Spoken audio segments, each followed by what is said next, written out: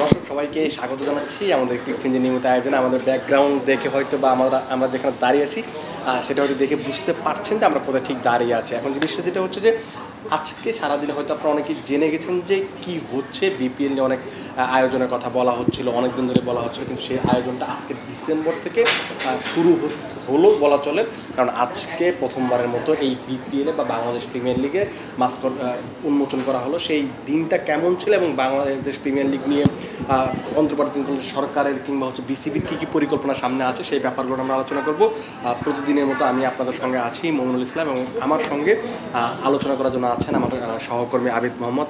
আপনাকে স্বাগত। যেটা বলছিলাম যে আজকে বাংলাদেশের ক্রিকেটের জন্য বা বিপিএলের জন্য বিশেষ করে অনেক বড় একটা দিন। কারণ আপনি ধরুন, আমি যদি এইভাবে বলি ব্যাপারটা, যে আপনি প্রায় 8-9 বছর ধরে সাংবাদিকতা করছেন, প্রায় 7-8টা বিপিএল টুর্নামেন্ট কভার করেছেন, তার আগে দর্শক হিসেবে দেখেছেন, এইবার প্রথমবার দেখলেন একটা টুর্নামেন্টের মাস্কট উন্মোচনের জন্য, যেটা আমরা অন্যান্য টুর্নামেন্টে দেখি, ফুটবল বিশ্বকাপে দেখি, অলিম্পিকে দেখি।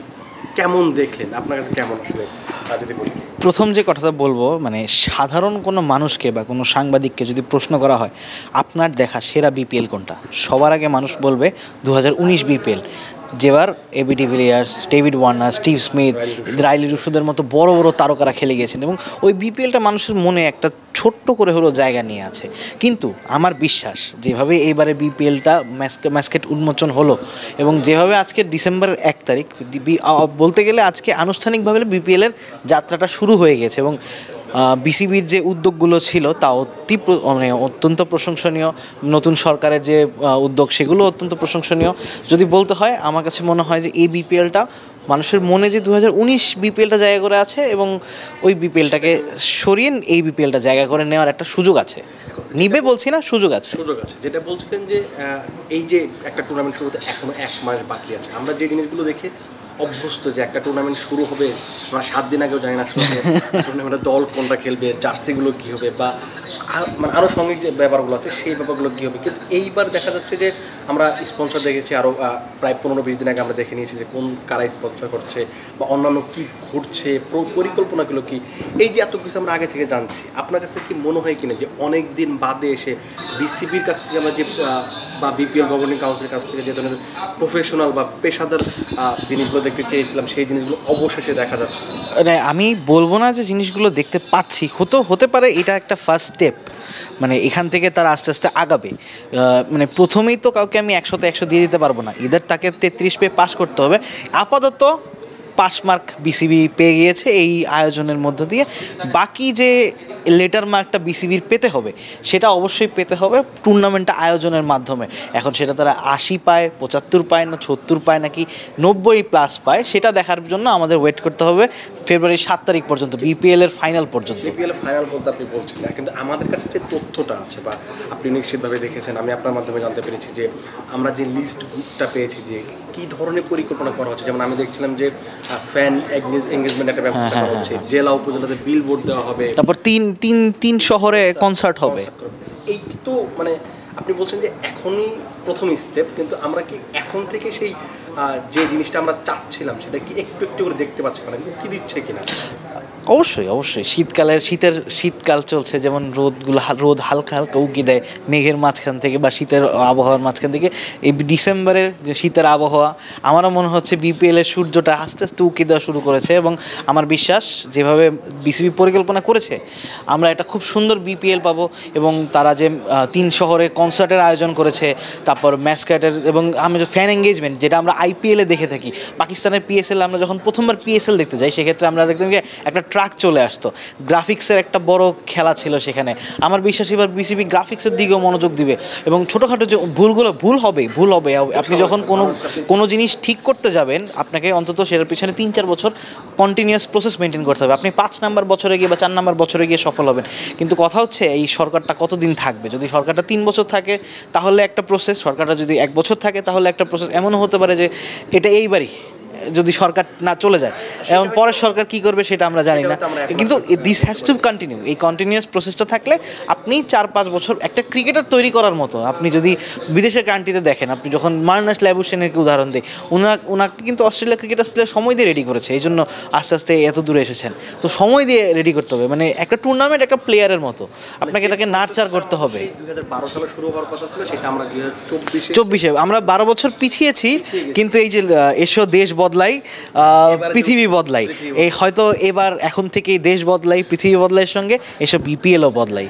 দেখা যাক কি হয়, আসলে জানি না আসলে কি হবে। কিন্তু আমার কাছে যে জিনিসটা সবচেয়ে বেশি ভালো লাগছে যে সবসময় আমরা ঢাকা কেন্দ্রিক ব্যাপারগুলো দেখেছিলাম, কিন্তু এইবার যে জিনিসটা দেখা যাচ্ছে যে আমরা সিলেটে একটা প্রোগ্রাম হবে, কনসার্ট হবে, চট্টগ্রামে একটা হবে, কিন্তু এখানে আমি আপনাকে একটু থামাবো। এখানে বিসিবির আসলে কোনো কিছু করার নেই। আইপিএল কেন্দ্রিক যদি করতে যেতে হয়, আইপিএল কেন্দ্রিক কিন্তু কোনো দেশই এখন পর্যন্ত পারে না। আমরা যতই বলি যে 7 জেলায় 7 ফ্র্যাঞ্চাইজির খেলা হয়, আপনি দেখেন পাকিস্তানও কিন্তু 3 শহর 4 শহরের বেশি খেলা দিতে পারে না। সাউথ আফ্রিকা ACT20 কিন্তু 3 শহর 4 শহরের বেশি খেলা দিতে পারে না। শুধুমাত্র IPL has that guts, has that money, has that environment এবং হোটেলের ব্যবস্থা, সব কিছু মিলে আমার বিশ্বাস হয়তো ইন ফিউচার, যেহেতু এখন শুরু হয়েছে, সামনে 1টা বা 2টা ভেন্যু বাড়তে পারে, কিন্তু 7 ভেন্যুতে 7 টিমের খেলা হবে না।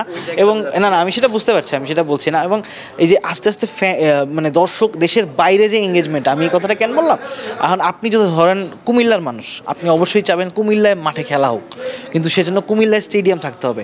তো এই জিনিসগুলো ব্যবস্থা হবে সময়ের সাথে সাথে, এটা হয়তো 10-15-20 বছরের কাজ, কিন্তু এগুলো আস্তে আস্তে নার্চার করতে হবে। আমি যেটা বলছিলাম যে সবসময় যেটা বলছিলাম যে ঢাকা কেন্দ্রিক, কিন্তু এইবার যে জিনিসটা যেটা বললাম যে চট্টগ্রাম বা সিলেটে কনসার্ট হবে, সেটা তো হবে কি আমার কাছে এটা ব্যক্তিগতভাবে মনে হয় এঙ্গেজমেন্টটা বাড়বে। এঙ্গেজমেন্টটা আমরা বিপিএল চট্টগ্রামে কিংবা হচ্ছে সিলেটে আমরা একটা টুর্নামেন্ট শেষ দিকে গিয়ে আমরা সেই তাদের এঙ্গেজমেন্টটা দেখতাম, যখন সেই টুর্নামেন্টটা সেখানে গেল, তারা আমরা কিন্তু এবার একদম শুরু থেকেই দেখছি। এটা কিন্তু বিপিএলের জন্য অনেক বড় ব্যাপার।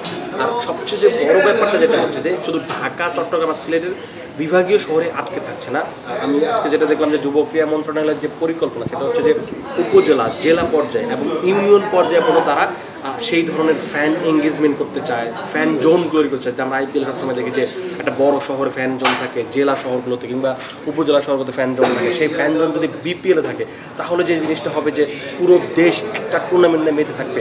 সেইটা একটা আবার আরেকটা জিনিস যদি বলতে চাই, আপনি দেখবেন কিনা ফেব্রুয়ারি 1 থেকে ফেব্রুয়ারি 7 দেশের সবগুলা টেলিভিশন চ্যানেলে বিপিএলের ফাইনাল সেমিফাইনালে প্রচারণা চালানো হবে, যেটা এর আগে হয়নি। কিন্তু মানুষজন কিন্তু সারাক্ষণ স্পোর্টস নিয়ে পড়ে থাকে না, অনেক ময়মুরব্বী আছেন যারা খবর দেখেন, তাদের কাছে এই জিনিসটা পৌঁছাবে, অনেক গ্রামের মানুষ আছেন তাদের কাছে এই জিনিসটা পৌঁছাবে। আপনাকে আমি একটা কথা বলি, আমরা যখন ছোট ছিলাম, আমাদের টিনেজ বলা হয়, আমরা উঠতি বয়স 10 থেকে 14 বা 13, বিপিএলের বয়স এখন 11 বা 12। বিপিএল তার টিনেজে পা দিয়েছে, এবং আমার বিশ্বাস বিপিএলের মানসিকতা চেঞ্জ হবে, কৈশোরে পা দিয়েছে, মন মানসিকতা বদলাবে, বিপিএলের চাহিদা চেঞ্জ হবে, পরিবর্তন আসবে, সব কিছুই হবে ইনশাল্লাহ। আরও একটা জিনিস যেটা থেকে মাস্কট উদ্বোধনের উন্মোচনের দিন আমরা যে জিনিসটা দেখলাম, যে আমি একবার দেখলাম মুশফিকুর রহিম, নাজমুল হোসেন শান্ত, নিগার সুলতানা জ্যোতি, এই প্রথম আমি কোনো উইমেন্স ক্রিকেটারকে বিপিএলের কোনো প্রোগ্রামে দেখলাম, যেটা এর আগে কখনো ছিল না। তার মানে ফুটবলাররা ছিলেন, এবং বাফুফের সভাপতি থাবিত আওয়াল ছিলেন। তো অনেক কিছু পরিবর্তন আমরা দেখেছি, এবং তারা সব কিছুকে একটা সুতোর মধ্যে গাঁথার চেষ্টা করছেন। হ্যাঁ, পুরো স্পোর্ট ইন্ডিয়া যেমন pro hockey, pro football, pro kabaddi, তারা হয়তো চেষ্টা করছে।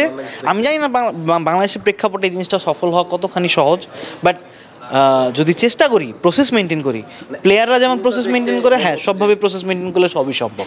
যেটা বলছিলাম যে এই যে ক্রিকেটীয় যে প্রোগ্রামগুলো আছে, ক্রিকেটীয় প্রোগ্রামের সাথে কিন্তু যেটা যুবকে প্রথম আসিফ মাহমুদ যেটা বললেন যে একটা ফুটবল টুর্নামেন্ট হবে, যেখানে হ্যাঁ, তারপর টি10 একটা ক্রিকেট টুর্নামেন্ট হবে, প্রতিভা অন্বেষণ, যেটা আমরা অন্যান্য সময় দেখতাম, বিতর্ক প্রতিযোগিতা, রচনা।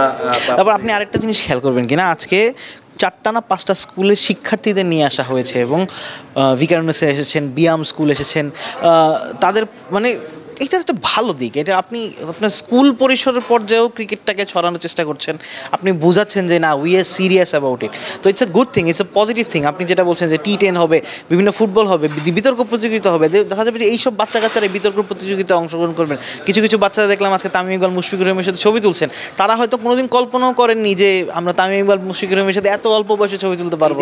তারপর এই দিনটা হয়তো তাদের স্মৃতি পাতায় ছিল না, কিন্তু আমি কয়েকজন বাচ্চার সঙ্গে কথা বললাম, তারা বললেন তারা 2 দিন আগে বা 3 দিন আগে বিষয়টা জানতে পেরেছেন এবং তাদের 2-3 দিন ধরে কিন্তু ঘুম নেই।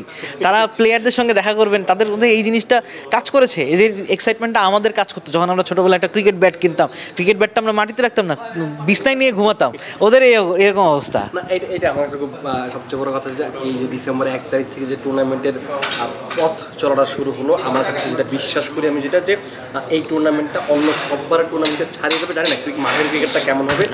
আপাতত পাস মার্ক পেয়ে গিয়েছে, এখন লেটার মার্ক বিসিবির হাতে, তারা কিভাবে কি করে, কি আয়োজন করে সেটাই দেখার বিষয়। এখনো অনেক পথ চলা বাকি। মাত্র আপনার ইংলিশ বাংলা পরীক্ষা শেষ হয়েছে, ফিজিক্স কেমিস্ট্রি এখনো অনেক দূর। দেখা যাক, আসলে আমরা প্রত্যাশা করতে পারি যে বিসিবি তাদের কাজটা 100তে 100 করবে এবং এই যে প্রথমবারের মতো বিপিএল নিয়ে মানুষের এত উন্মাদনা, সেটা হয়তো আমরা আরো বড় পরিসরে দেখবো। এই যে শুরুটা হলো, সেটা হয়তো আগামী 2 সিজন বা 3 সিজন 5 সিজন পরে গিয়ে আমরাও হয়তো বলতে পারবো যে আইপিএল এর মতো আমরা সেই কেসটা তৈরি। এবং গত সরকার কিন্তু সবসময় বলে গিয়েছিল বিপিএল বিশ্বের দ্বিতীয় সেরা ফ্র্যাঞ্চাইজি লিগ। আমার বিশ্বাস এই সরকার বা এই গভর্নমেন্ট বা যারাই আসবেন, আমার বিশ্বাস এটাকে তারা প্রসেস মেনটেন করলে আমরা আইপিএলের কাছে তো যেতে পারবো না, because we don't have that much money right now. আমাদের মানি হতে হবে, এনাফ এনকারেজমেন্ট হতে হবে, বাট আমরা ইনশাল্লাহ বিশ্বের দ্বিতীয় সেরা লিগ হওয়ার পথের যে যাত্রাটা সেটা শুরু হয়ে গিয়েছে বলা যায়। দেখা যাক মাঠের বিষয়ে কি হয়, কেমন বা অন্যান্য ব্যাপারগুলো আসলে কত স্মুথলি হয়, আমরা আশা করবো সেটা স্মুথলি হবে। আবেদ মোহাম্মদ, আপনাকে ধন্যবাদ। দর্শক, আমরা অনেকখানি কথা বললাম যে এই টুর্নামেন্টের যে পরিকল্পনা, আমরা বিসিবি কিংবা যুব ক্রীড়া উপদেষ্টার যে পরিকল্পনাগুলো বাংলাদেশের পুরো বাংলাদেশের বিপিএল কিংবা স্পোর্টসের যে ক্রেজটা ছড়িয়ে দেওয়ার যে চেষ্টাটা, সেটা হয়তো একেবারে এখন থেকে শুরু হচ্ছে ডিসেম্বরের 1 তারিখ থেকে আগামী আপনি ফেব্রুয়ারির 19 তারিখ পর্যন্ত দেখবেন। কারণ যদিও বিপিএল এর ফাইনাল হবে হচ্ছে 7 তারিখে, কিন্তু আপনি 19 তারিখ পর্যন্ত সরকারের যে পরিকল্পনা, তখন একটা ফুটবল টুর্নামেন্টের ফাইনাল হবে। বিভাগীয়, উপজেলা, জেলা এবং বিভাগীয় শহর থেকে যে দলগুলো উঠে আসবে সেটা 8টা দল নিয়ে সেই ফাইনালটা হবে। আমরা আশা করছি এই বিপিএল এর মাধ্যমে দেশের ক্রিকেট, ফুটবল বা অন্যান্য যে খেলাগুলো আছে সেই খেলাগুলো বদলে যাবে, বাংলাদেশ বিশ্ব দরবারে স্পোর্টসে আরও এগিয়ে যাবে, সেই বিশ্বাস আমরা করছি। আমরা চেষ্টা করবো আগামী 2.5 মাস 3 মাস আমরা স্পোর্টসের বা ক্রিকেটের সকল খবর, বিপিএল এর সকল খবর আপনাদেরকে দেওয়ার জন্য। আপনারা আপাতত ভালো থাকুন, সুস্থ থাকুন এবং ক্রিকফিঞ্জির সঙ্গে থাকুন। ধন্যবাদ।